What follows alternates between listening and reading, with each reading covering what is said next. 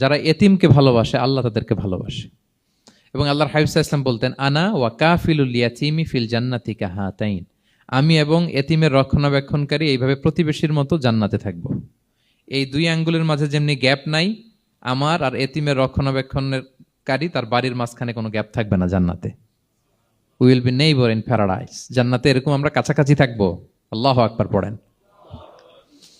তাহলে এতিমের রক্ষণাবেক্ষণকারীকে আল্লাহ তাআলা ভালোবাসেন। যারা এতিমকে পছন্দ করে না, এতিমকে তাড়িয়ে দেয়, তাদেরকে আল্লাহ পছন্দ করেন। আল্লাহ তাআলা বলেন, আরাআইতাল্লাযী ইউকাযযিবু বিদ্দীন ফাযালিকাল্লাযী ইয়াদুউল ইয়াতীম। যারা আখিরাতকে অবিশ্বাস করে তারাই এতিমকে ঘাড় ধাক্কা দিয়ে তাড়িয়ে দেয়। কোনো বিশ্বাসী কখনো এতিমের সাথে খারাপ আচরণ করে না। আপনাদের যাদের মন শক্ত, অনেকের চোখ দিয়ে পানি নামে না।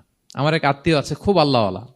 আমার জীবনে এত আল্লাহওয়ালা আমি দেখি নাই, কিন্তু ওনার চোখ দিয়ে পানি নামে না। বারবার এসে আমারে বলে যে, মিজান কি করবো বলো, তুমি একটু মোনাজাত ধরো। আমার মনে আছে আমি ওনাকে নিয়ে মোনাজাত ধরতাম, তো ওনার কান্না আসে না চোখ দিয়ে। এত আল্লাহওয়ালা, খুব ভালো মানুষ, কিন্তু চোখ দিয়ে পানি নামে না। এটা অনেকের হয়, নানা কারণে হয়।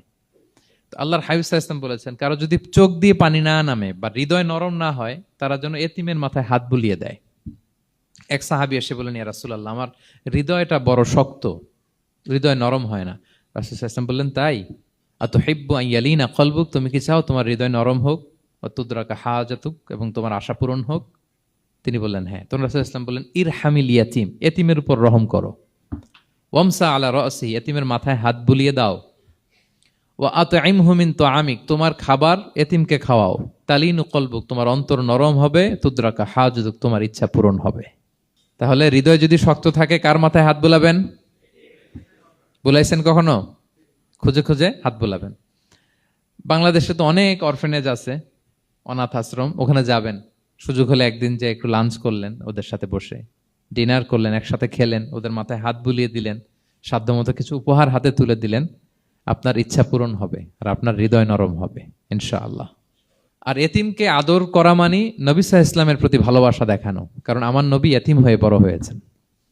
এতিমের প্রতি ভালোবাসা প্রকারান্তরে নবী সাল্লাল্লাহু আলাইহি ওয়াসাল্লামের প্রতি ভালোবাসা দেখানো হয়, কারণ আমার নবী এতিম হয়ে বড় হয়েছেন। সুবহানাল্লাহ।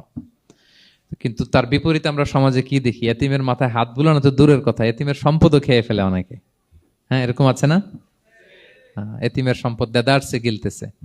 কি যে আমাদের চিন্তাধারা! দেখবেন যে লোকটা এতিমের সম্পদ গিলে, ওরা রোজা অবস্থায় এক ঢোক পানি গিলাতে পারবেন কিনা দেখেন। যে বলেন একটু পানি খান তো, যে খাবে না কেন? হারাম। তো ওই হারাম কিন্তু গিলতেছে ইচ্ছা মতো। রোজা অবস্থায় এক ফোঁটা আপনি পানি গিলাতে পারবেন না। আরে কেন?